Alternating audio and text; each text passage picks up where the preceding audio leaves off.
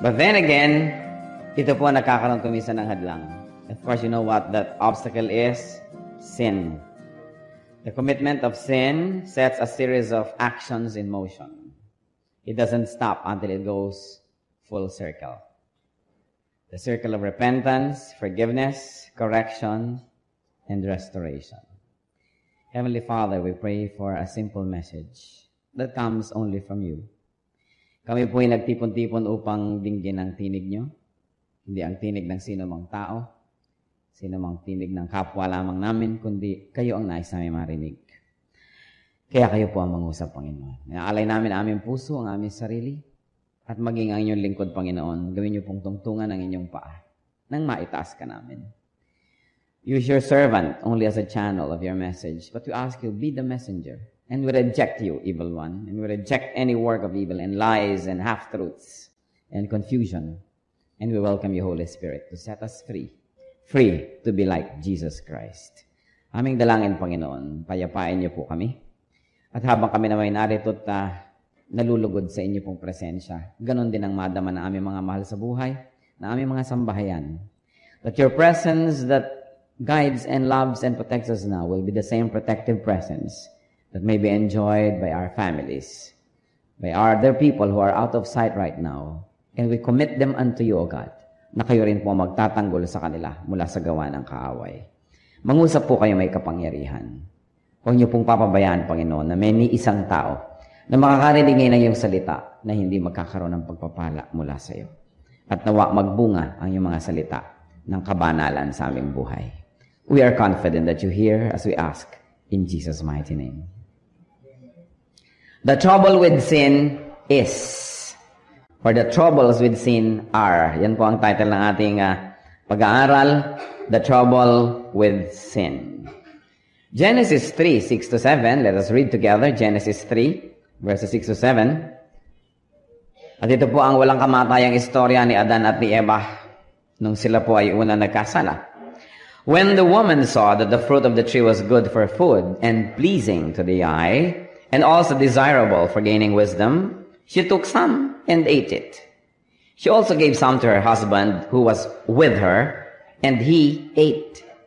Then the eyes of both of them were opened, and they realized that they were naked. So they sewed fig leaves together and made coverings for themselves. Ang i-discuss po natin ngayon, 5 troubles with sin. Mga 5 problema na nagiging bunga ng kasalanan. One trouble is that sin needs a covering. Sin needs a cover-up. Kailangan ng takip. Kaya ang unang-unang ginawa nitong nagkasala na ito, na si Adan at si Eva, naghanap sila ng mga dahon at ipinangtakip nila sa kanilang kahubaran. Na dati, hindi naman problema.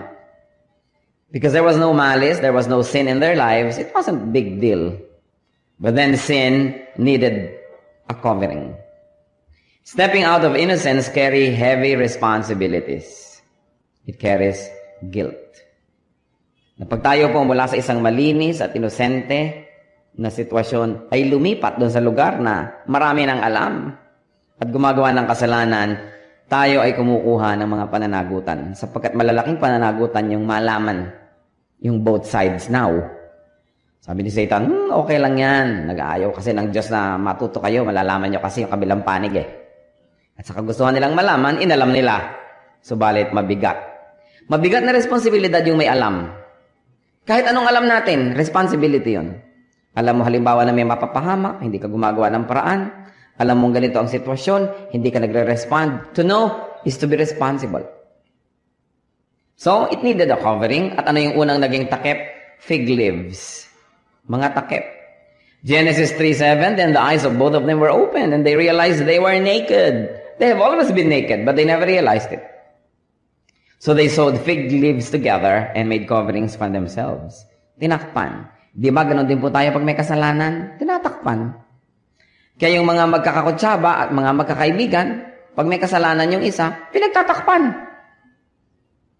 Pag nagsinungaling tayo, kailangan mo ng another kasinungalingan para takpan yung naunang kasinungalingan kasi ayaw nating mabunyag. Kung bakit naman na nagkakasala, ayaw na bubunyag. Kaya yung mga lugar na mga kasalanan ay madidilim. Kasi ayaw nilang lubos na tapunan sila ng liwanag. Sapagkat ang liwanag ay kabaligtaran ng kadiliman, which is of course symbolic of sin. At hindi lang fig leaves ang naging takip nila. The Lord saw that it was not adequate. So, sabi sa Genesis 3:21, the Lord God made garments of skin for Adam and his wife and clothed them. So, nagkaroon na ngayon ng skin covering. Pinalitan yung leaves covering at pinalitan ng skin covering. At saan kinuha yon? Balat ng hayop. The plant covering for their nakedness, for their sin and guilt was not enough. So God Himself made a covering. Napakabait naman ng ating Diyos. Nung nagkaroon ng sukat at dapat takpan itong mga tao dahil sa kanilang kasalanan, ang Panginoon na ang gumawa ng mas karapat-dapat na takip. At mas tama, an animal had to be sacrificed. Dahil paano mo makukuha yung balat ng hayop kung di mo siya papatayin? So an animal had to be sacrificed. Blood had to be shed. This act of God, brothers and sisters, is a prophetic gesture. Already setting the way for sins covering, blood sacrifice. Pag pinag-aaralan ka, kinikalabutan ako na napaka-united ng theme ng gospel, ng Biblia. Nasa Genesis pa lang, meron na agad precedent, meron na agad structure, meron na agad pahiwatig yung magiging tunay na pagtatakip ng kasalanan at yun ay dugo. So nauna at nag-umpisa na ang blood sacrifice. Nag-start yan at natapos lang nung si Kristo mismo, ang kanyang dugo ay natigis para hugasan, takpan ang kasalanan ng lahat ng mananampalataya sa Kanya. Sabi sa Hebrews 9:18, this is why even the first covenant was not put into effect without blood. Yung covenant, baliwala kung walang dugo. Kaya naman si Sikatuna, nakipag-blood compact kay Legazpi. Kasi sa atin, kailangang lagyan ng dugo para binding yan. Kita nyo, merong mga hints and remnants of Old Testament blood sacrifice ang ating culture. Ang katipunan, para ka sumali, kukuha ka ng dugo sa iyong sariling ugat at ipipirma mo ang iyong pangalan sa dugo. It is a covenant covered by blood and blood sacrifice, making it sacred. But of course, Legazpi did not respect the blood compact. Yung blood compact that was supposed to place the native Filipinos with the Spaniards on equal footing and brotherhood, political move lang pala nila Legazpi yun para sila makainom ng tubig, mapakain at lumakas. At nung malakas na sila, hinalipin nila ang kanilang mga dinatnan. Kaya ang galing-galing naman ni Juan Luna. Nung nag-paint siya sa Europe, ang kanyang first pinaint, the blood compact. Ipinaalala niya sa Espanya ang sinirang salita ni Legazpi. Ang pagtataksil nila sa kanilang sariling salita sa mga Filipino. Blood kasi, dapat igalang. Kaya naman sabi sa Hebrews 9:22, in fact, the law requires that nearly everything be cleansed with blood, and without the shedding of blood, there is no forgiveness. So hinahanda na ni Lord yung pagpapatawa dito sa mga nagkasala, ipinigay na niya ang unang pahiwatig, salvation, forgiveness, restoration is free, but it is not cheap. Somebody's got to pay. Pag humihingi ka ng tawad, pinapatawad, pero hindi inililista sa tubig, inililista sa dugo. May nagbabayad. At ang ultimate na nagbayad, si Jesus. At sapagkat si Jesus ay Diyos, yung effectivity and the effectiveness of His blood covers all sins of the past, the present, and the future. Because God is timeless. He is the same yesterday, today, and tomorrow. Kaya pag tinignan natin yung pattern, yung structure, lalo niyong matitiyak na ang Biblia ay salita ng Diyos. Sapagkat sinong makakaimbento ng isang tema na consistent for 1,600 years under which the Bible was written, consistent ang tema. Ang mga writers hindi nagkita-kita, hindi nagplano, hindi nag-isip, hindi nag-strategize together. And yet the Bible from beginning to end talks only about salvation through the blood of the Savior. Sa Old Testament, yung blood ay mga hayop. Kasi pahiwatig, clue, prototype of what was yet to come. But if the people in the Old Testament made sacrifices through animal blood without connecting it by faith to the true sacrifice of the coming Savior, the Son of God, it was meaningless. Because without faith, it is impossible to please God. So no Old Testament, papatay sila ng hayop, sacrifice, bayad sa utang ng mga tao, pero kailangan sa pananampalataya, sila ay nakatingala doon sa pagdating ng tunay na kordero ng Diyos, the Lamb of God. At ito sinasabi nila, ito ay clue lamang, ito ay advance party lamang, this is only symbolic of our faith in the true blood of the true Messiah that is yet to come. Kaya naman noong Passover sa Egypt, nang papatayin ng Diyos ang dadalawin ng kamatayan ang bawat tahanan doon, anong sinabi ni Lord? Magpunas ng dugo sa mga pintuan ninyo. At pag dumating ang anghel ng kamatayan at nakita ang dugo, lalampas. Death will pass over. At pati itong si Rahab, the prostitute, na itinago niya yung mga spies na padala ng Israel, sabi ng mga Israelites, o sige, maglagay ka ng bandanang pula dyan sa iyong bintana at pag dumating kami para lusubin ang lungsod at patayin lahat ang mamamayan dito, pag nakita namin yung bandanang pula, ligtas ang bahay mo. Once more, symbolic of the color of blood, symbolic of the covenant. So death once more passed over an entire household, the household of Rahab. 1 Peter 1, 18-19, For you know that it was not with perishable thing, such as silver or gold, that you were redeemed from the empty way of life, handed down to you from your forefathers, but with the precious blood of Christ, a lamb without blemish or defect. So, hindi kayo binayaran ng mga pera-pera, ginto-ginto, silver-silver. Ang ibinayad sa inyo, dugo ni Kristo. Isang walang kapintasang handog, alay at sakripisyo. Kaya naman sa Genesis 4, 3-5, in the course of time, Cain brought some of the fruits of the soil as an offering to the Lord. But Abel brought fat portions from some of the firstborn of his flock. The Lord looked with favor on Abel and his offering.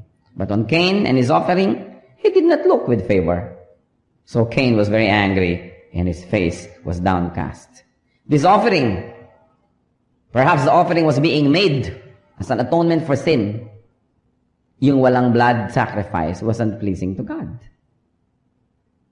Aside from probably other reasons, that's not part of our coverage right now. But once more, there is blood there. And it pleased the Lord. Because without the shedding of blood, there is no forgiveness. Genesis 3, 8-13. Then the man and the wife heard the sound of the Lord God as he was walking in the garden in the cool of the day. It is after they have committed the sin.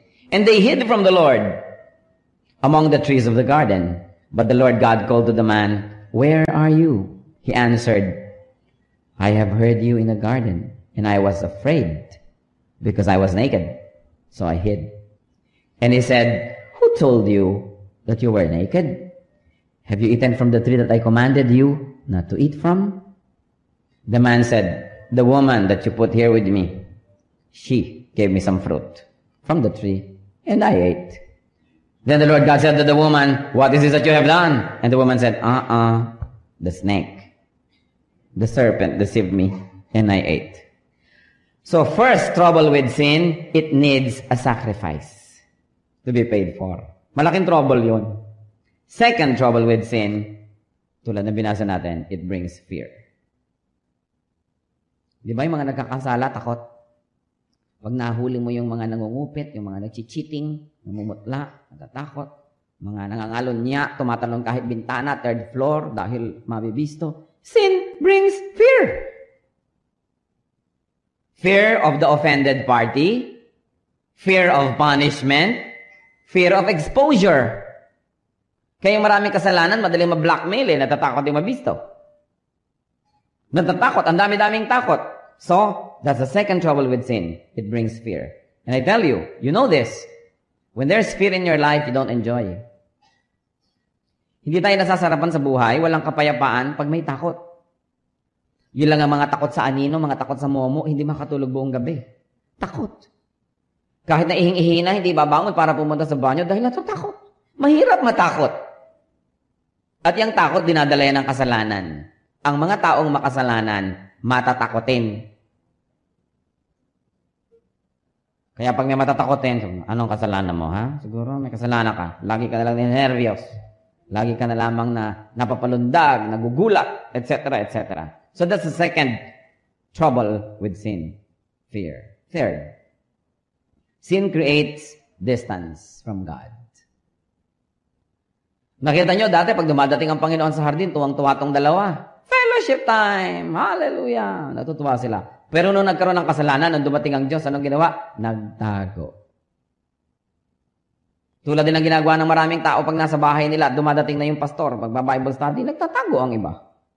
Don't tell me na yung mga banal na banal, maka-Diyos ang magtatago. Yung mga ayaw magulo, ayaw mga sapagsabihan, ayaw ma-correct, nagtatago yan. Kaya maraming mga tao, pag talaga nag-backslide na nag-backslide, pinagtataguan yung church. Hindi sumisipot sa fellowship. Sobra ka namang artista na nakalublog ka palang todo-todo sa kasalanan, tapos nasa church ka rin lagi. Kaya ang nangyayari, lumalayo. That's the third trouble with sin. Distance from God. And you know, every step that we go away from God, we go nearer to Satan. Dalawa lang naman ang pwede pagpilian. Habang lumalayo sa Diyos, lumalapit naman kay Satanas. Lalong humihirap ang pagbalik. Lalong nagiging problematic. Pang-apat na trouble with sin. It creates distance from fellow human beings. Yung isa from God, ngayon yung from fellow human beings. Nakita nyo na ang first marital quarrel, nagsisihan.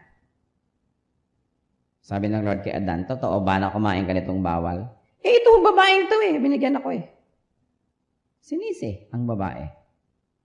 Siguro pagtalikod ng Diyos, sabi ni Eva, bakit mo kinain? Ayaw mo pala. Kinain mo rin dahil gusto mo rin. Nag-away na sila ng nag-away. Dahil dyan, sa Eva naman, sinisi niya yung ahas. Ang kawawang ahas, wala nang masising iba. Siya naman talaga ang pinagmulan Pasensya siya. But the point is, lahat sila pinarusahan. Yung ahas pinarusahan, yung babae pinarusahan, yung lalaki pinarusahan. It doesn't matter na maipapasa mo yung sisi kahit kanino, party ka rin to blame. Adam committed a great sin here. The sin of silence. In-emphasize sa Biblia, her husband was with her. Kasama. Hindi siya nag-iisa na na-deceive. Nandun si Adan, kaharap, pero hindi kumibo. Tulad din ng maraming husbands ngayon, hindi na lang kumikibo. Kung anong gusto ng babae, sige, pagbigyan na lang para walang gulo. Sige na, tahimik, passive. This is the sin of Adam. Dapat ang tao nakakaalam ng totoo, kikibo siya. Hindi pwedeng, sige na lang para walang gulo. Magkakagulo rin yan later.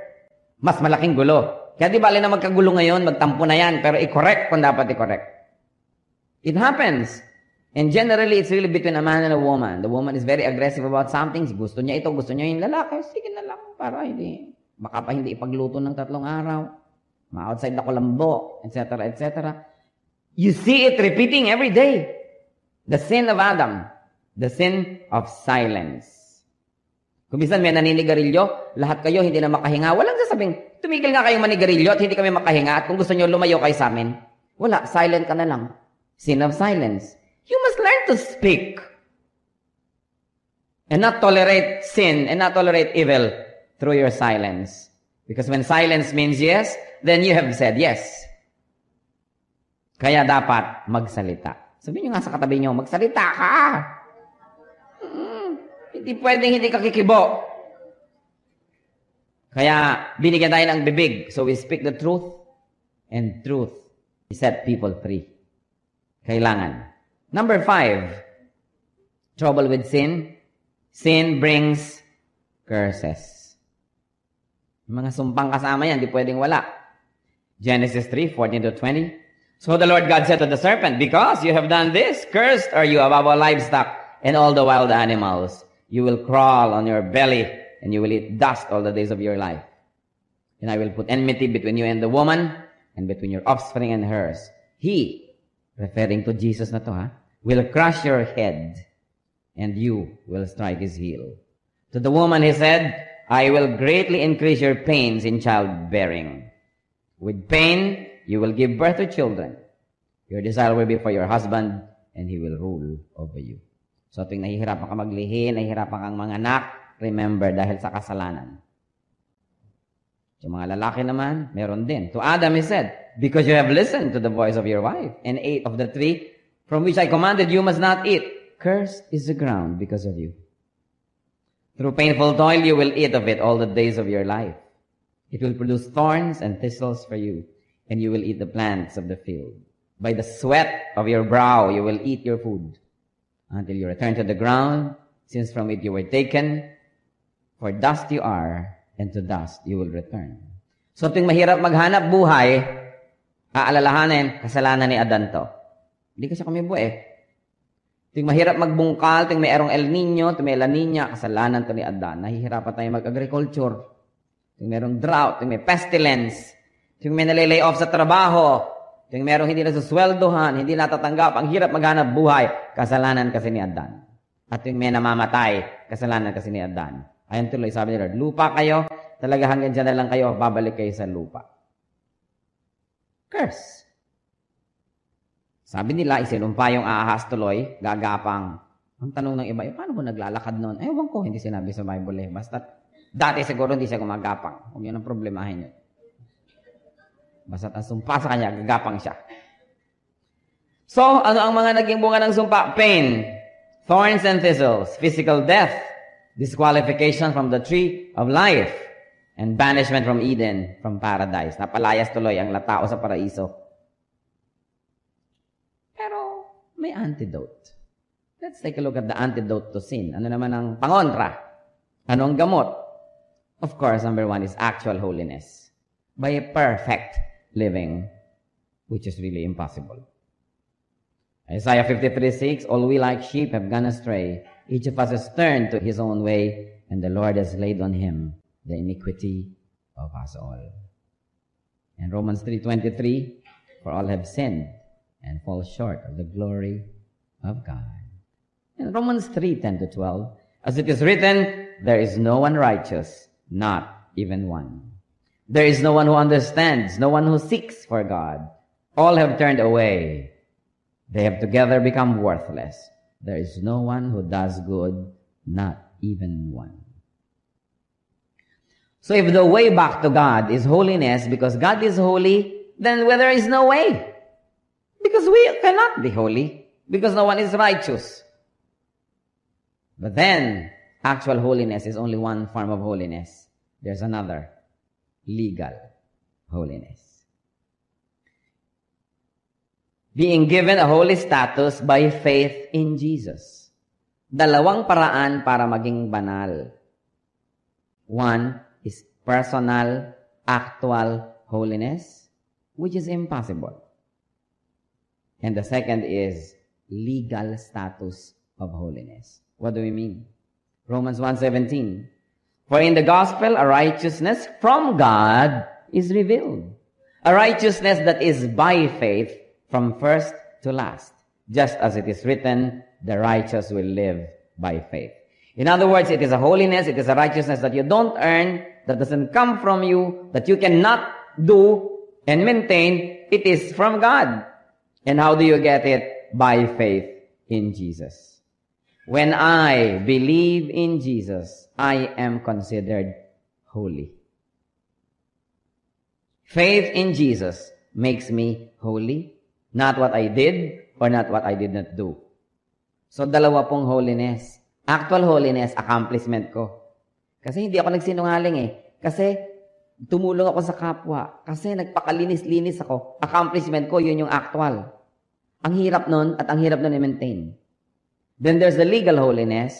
I believe in Jesus. He is my Savior. He is my Lord. My belief in Him, my faith in Him is equated with holiness. In the eyes of God, I am holy.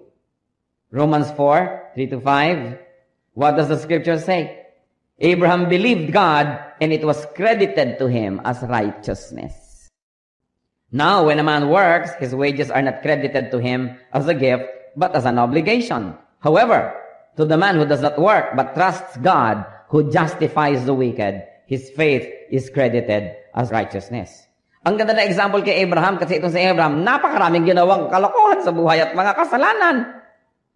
Pupunta sila sa isang foreign land, sasabihin niya sa asawa niya na si Sarai, ang ganda-ganda mo ha, magugustuhan ka ng hari dito, at dahil asawa mo ko, papatayin ako para ka makuha. So, sabihin na lang natin kapatid kita. At pag kinuha ka ha, sumama ka para hindi ako mapahamak. Ilang beses, at least 2 times, na itong asawa niya, willing niyang ibigay kung kani-kanino, huwag lang siyang mapahamak. Kaya lang, laging inire-reveal ng Diyos doon sa kumuha. Hoy, may asawa yan. At favored ko yung mga yan. Kaya dali-dali isinosoli si Sarah.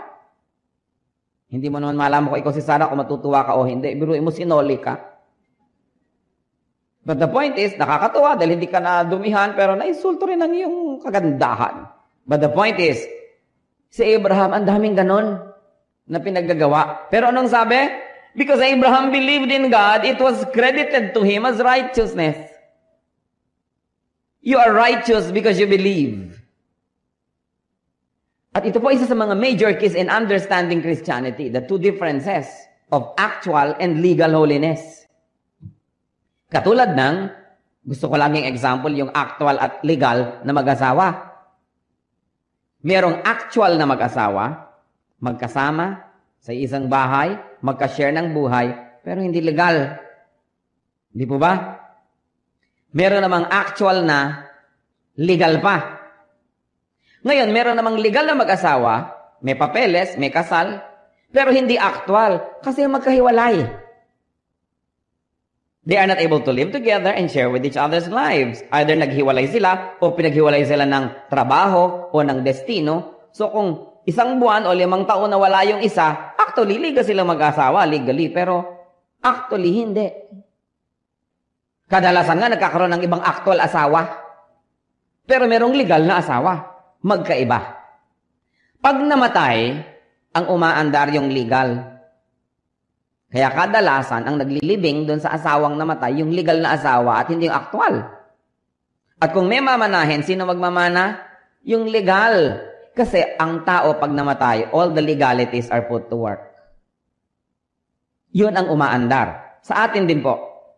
Pag namatay tayo, anong aandar? Yung legal holiness.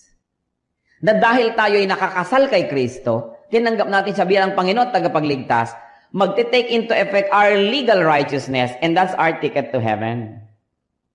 It takes effect when you die. But when you are still alive, the truth is you must be actually holy. But actual holiness is important only when you already have legal holiness. What do I mean? Kung merong pader, at narito yung mga saved, at narito yung hindi saved, para ka ma-saved, dapat maging kang legally holy by faith. And when you are already legally holy by faith, kailangan maging actually holy ka rin. This is when good works count. Dahil kung nandito ka sa kabila, hindi ka pa saved, actually maraming hindi saved, hindi sila legally holy, pero actually holy. Maraming mga tao na wala kay Kristo, mas mabait pa sa atin. Mas matulungin, mas magalang. Ang holiness nila, actual, hindi legal. Hindi kayang dalhin ang actual holiness ang tao para lumampas sa pader at maligtas. Kasi kahit gano'n sila ka-actually holy, hindi yun sapat. So, kailangan mo ng legal holiness, through faith in Jesus, accept Him as Savior, napalipat ka. At dahil tinanggap mo siya as Lord, sinusunod mo, nagkakaroon ka ngayon ng actual holiness din. Yun ang nagbibigay sa ng reward, ng crown, etc., etc. Pero kung actually holy ka dito, pag namatay ka, hindi ka pa rin pupunta sa heaven kasi hindi ka naging legally righteous, hindi ka naging perfect. Therefore, yung premyo ng iyong goodness na actual, pangbuhay lang. Napapurihan ka, nagkaroon ka ng award, plaque, etc. Pero nagpunta ka rin sa hell, so baliwala. Ang importante, magkaroon ka ng legal status that brings you to the side of the saved. And once you are saved, you follow Jesus as Lord, then you begin to be more and more and more righteous. So you are actually legal and actually holy. Legal holiness and actual holiness. Kaya, meron ka ng legal na asawa, magkasama pa kayo, actual pa. Yun ang dapat sa salvation. Kaya nga, seek first His kingdom, napalipat ka through faith. And His righteousness, actual holiness, after you are saved. Kaya sinasabi ng iba, paano kung nagkasala ka, di hindi ka na naman saved? Ang nagsisave is not the actual status, but the legal. In your failures, you are already saved, doesn't erase your legal status that you have already moved here. Ang nawawala yung actual holiness mo. Kaya pagka ang isang Kristiyano nagkakasala, hindi natatanggal ang salvation niya kasi hindi naman kabanalan ang nag-save sa kanya. It is not actual righteousness that saved the person, but legal. So yung actual unrighteousness niya dito will not undo the system because it is not the reverse of it. Imposible. Hindi mo na pwedeng bawiin kasi legal. Walang bawian. Tulad ng kasal. Wala nang bawian. Ngayon, ang nangyayari, nandito ka na, nagkakasala ka pa, ang nawawala sa'yo, joy of your salvation. Hindi yung salvation. Kaya nga sabi ni David, return to me the joy of my salvation. Yun ang nawawala. Pero salvation, no. Akala mo lang wala pa, pero oras na namatay ka, it will take into effect your legal status. Malalaman mo, nagpunta ka rin pala sa heaven. But because there are many Christians who are legally holy but are not actually holy, parang impyerno rin ang buhay nila kahit sila Kristiyano. At kadalasan, nadadali ang buhay, kinukuha na. Para umeffect na yung legal kasi walang kalatoy-latoy yung actual. It is very important to remember these basic things. Legal holiness, actual holiness. Magkaiba yun. Good works before salvation is nothing. After salvation, it earns for you credits in heaven. But how can you earn credit in heaven before salvation when you are not even going to heaven? Paano ka naman mag-iipon sa langit hindi ka naman pupunta doon to collect what you save? So, mahalaga mo na yung legal status. And to earn that legal status of salvation, you have to believe in Jesus and accept Him as Savior and Lord. That's why after you have accepted Him as Savior, then every day, hanggang hindi ka pa binabawian ng buhay, you have to follow Him as Lord. After you have found the kingdom, every day you have to find the righteousness. These very important parallelisms should not confuse your theology. Para tayo, we stand secure and we rest in the love of God. Napaka-importante. And of course, discovering this salvation is only through Jesus.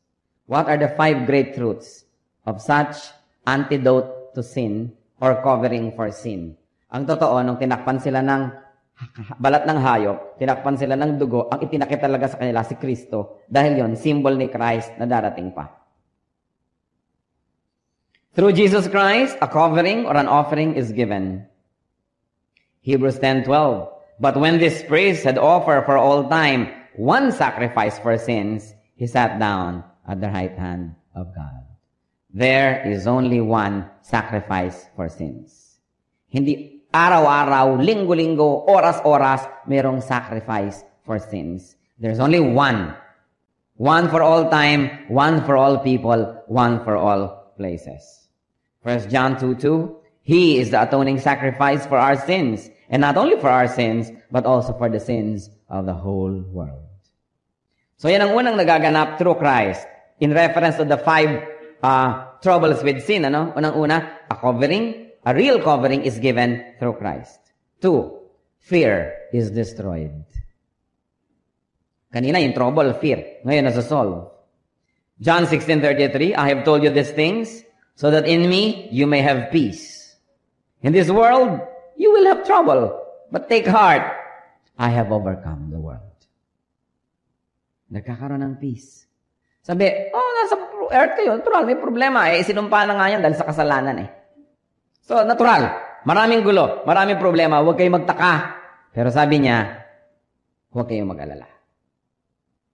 Nagapi ko na ang sanlibutan. I have overcome the world. John 14:27, peace I live with you. My peace I give to you. I do not give to you as the world gives. Do not let your hearts be troubled, and do not be afraid. Mga kapatid, kung si Kristo nasa puso nyo na, wala nang lugar ang fear. Pag meron kayong mga fear, paalisin nyo in the name of Jesus. Nagpapalusot lang yan. At siguro hospitable kayo. Kaya nagtatagal. Alam niyo naman yung bisita, pag hospitable ka, nagtatagal. Pero simangot-simangutan mo yan, aalis na. So kung ang bisita mo, fear, masasamang espiritu, don't be hospitable. Huwag niyong entertainin dahil hindi aalis. Kailangan paalisin in the name of Jesus. Anong sabi niya? Peace I live with you. What kind of peace? Sabi niya, my peace. Hindi kapayapaan na kinuha kung saan-saan. Sabi niya, yung sarili kong kapayapaan. Kita niyo yung kapayapaan ni Lord? Bumabagyo, tulog. Lulubog na lang at lahat yung bangka, tulog. Ano pa yung peace niya? Ang dami-daming papakainin, 5,000 tao. wala namang maipapakain, meron siyang peace. Kasi alam niyang the Father in heaven will provide. Ano pa? Ipinapako sa krus. Mahigit sang dangkal ang size ng mga pako na yan. At halos ganito yung diameter nun. Pinapakuan siya. Lumulubog sa kanyang laman at buto. Napakasakit. Subalit ang kapayapaan, nagdarasal. Hindi para sa kanyang sarili. Inihihingi ng tawad. Yung nagpapako sa kanya. Anong klaseng peace yun? Sabi niya, yan ang peace na ibibigay ko sa inyo. So, kung yun lang isang masungit na kapitbahay, hindi mo papatawad, nakasakay ka sa jeep, yung nakabakyang alin na may dalang banyera, natapakan ka, hindi mo mapatawad, wala kang peace. At kung sinasabi mong Kristiyano ka, mag-isip-isip, manalamin, mirror, mirror on the wall. Bakit ako walang peace? Ang dali-dali kong maligalig, ang dali-dali kong magalit, ang dali-dali kong malito. Wala ako ng peace. Kaya sabi ni Lord, remain in me, and let my words remain in you. Sabi niya, I do not give as the world gives. How does the world give? Bigay-bawi. Ganun yung world eh. Kasi pag binigay ko sa inyo, inyo na yan. I don't give as the world gives. Walang bayad dito at wala nang bawian. Sabi niya, do not let your hearts be troubled. Do not be afraid. Kayong mga nakaranas ng matakot, mahirap, di ba? Mahirap matakot eh. Matakot ka sa kapwa, matakot ka sa sakit, matakot ka sa momok. Matakot ka sa bagyo, matakot kang mawala ng pera. Yan ang isa sa mga pinakamalaking takot yung mawala ng pera. Takot, takot, takot. Sabi ni Lord, do not let your hearts be troubled. You don't know what the future holds, but you know who holds the future. It is your Savior. It is your Lord. It is your God. So don't be afraid. Ano pa? Ang antidote and blessing through Christ, believers are brought near to God again. Yung sin, lumayo. Nagkalayo. Ngayon, through Jesus, nagkakabalikan. Ephesians 2:13, but now in Christ Jesus, you who were once far away have been brought near through the blood of Christ. Nalapit na tayo uli sa Diyos. Hindi na tayo malayo sa pamamagitan ng dugo ni Kristo. At sa number 4, na yung mga tao nagkakalayo-layo sila dahil nagkasala sila, believers are now brought near to each other. 1 John 1:7, but if we walk in the light, as He is in the light, we have fellowship with one another. And the blood of Jesus, His Son, purifies us from all sin. Sabi, if we walk in the light, as He is in the light, we have fellowship with one another. So mga kapatid, baligtarin natin. Pag wala kayong fellowship with other brothers and sisters, you are not walking in the light. Pag hindi kayo nakikipagmabutihan, hindi maganda ang relasyon, iring-iringan, away-awayan, distance, isnaban, obvious ang sinasabi dito, then you are not walking in the light. If there is no fellowship, people are not walking in the light. Yun ang dahilan. So if they walk in the light again, fellowship will be restored. Kaya kayong hindi nakikipag-usap sa inyong nanay, sa inyong kapatid, inyong hipag, you are not walking in the light. That's why you have distance from other people. Ang mga pumupunta ditong mga tinatamaan ng salita ng Diyos, uuwing mga duguan, pasa-pasa, blessing yan. Huwag kayong lalabas sa pinto na yan, nakatulad din kayo nung pumasok. Nasayang naman ang salita ng Diyos. Nasayang ating oras. Nobody who faces God remains the same. Even Moses, when he faced God in the mountain, pagbaba niya, umiilaw ang mukha niya. Nagliwanag. Kaya kayo pag uwi niyo, sabi ng hipag niyo, ba't ka lumiliwanag? I love you, sister-in-law. I love you, mother-in-law. Sabi, nagliwanag nga. Ano kaya nangyari sa kanya? Alam niyo yung first century Christians, kaya ang Christianity lumago ng sobrang bilis. Kasi nakita ng mga hindi mananampalataya yung nangyayari sa mga Kristiyano tuwing naririnig ang salita ng Diyos at may fellowship. Ting uuwi, may napagbabago. Sabi, ano kaya nangyayari? I must find out. So they go.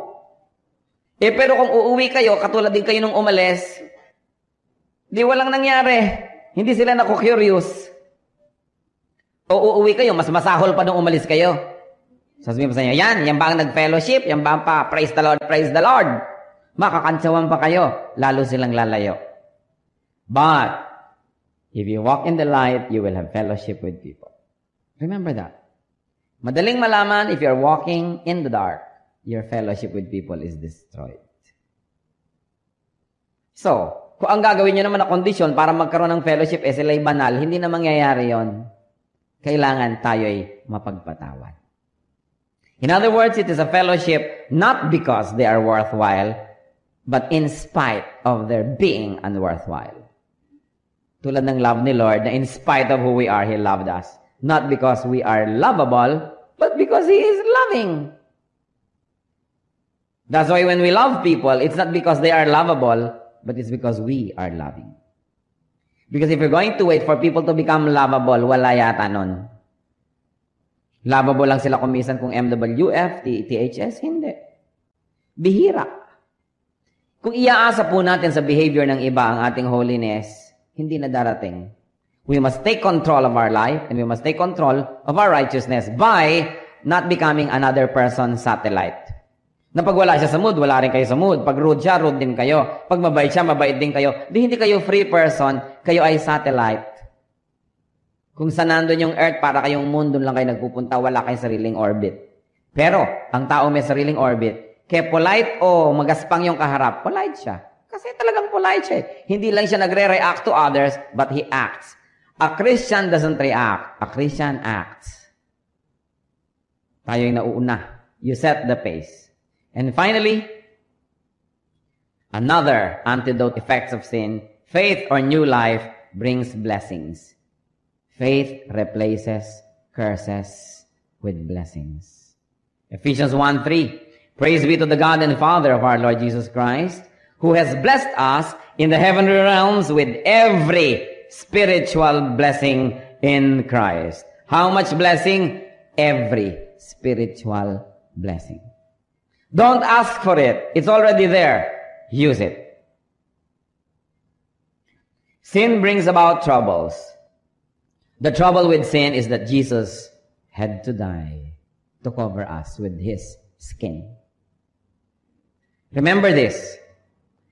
Sasabihin ng iba, kung yung salvation, hindi pala yan nawawala, di yung mga tao magkakasala na lang, sasamantalahin na lang nila yan, total hindi nawawala. Hindi siguro nila naiintindihan ng theology nila.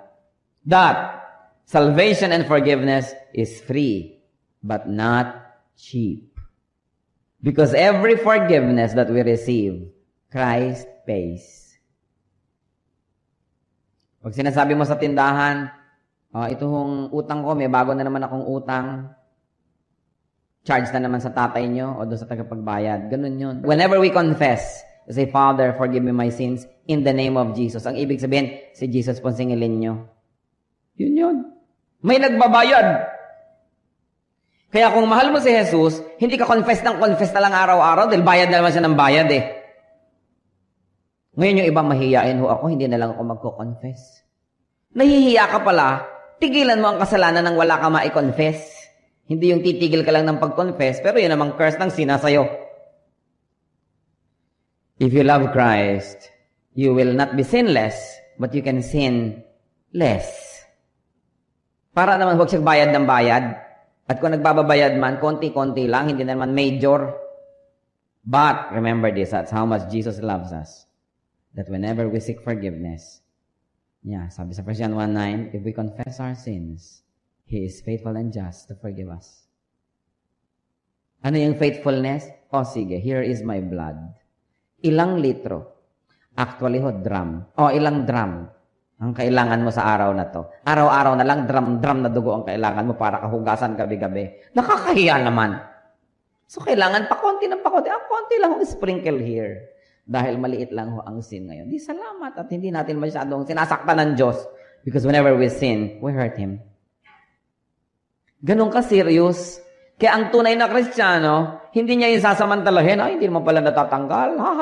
Magkakasala na lang ko araw-araw. Baka hindi yung Kristiyano.